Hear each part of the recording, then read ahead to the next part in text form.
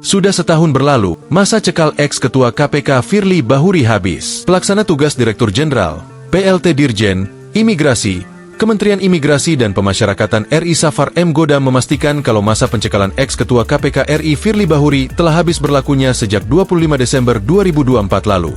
Diketahui, masa pencekalan terhadap Firly sudah diperpanjang 2 kali 6 bulan setelah Polda Metro Jaya mengajukan permohonan pencekalan ke luar negeri pada 22 November 2023. Dengan begitu, saat ini sudah tidak ada lagi masa pencekalan terhadap Firly Bahuri dalam statusnya sebagai tersangka. Aturan keimigrasian dapat diperpanjang 1 kali 6 bulan, artinya 2 kali 6 bulan, kata Godam saat ditemui awak media di Kompleks Gelora Bung Karno, Senayan, Jakarta, Minggu, 19 Januari 2025. Kendati demikian, kata Godam, pencekalan terhadap seseorang yang tengah tersangkut hukum masih tetap bisa dilakukan, asalkan diterapkannya status daftar pencarian orang (DPO) terhadap yang bersangkutan.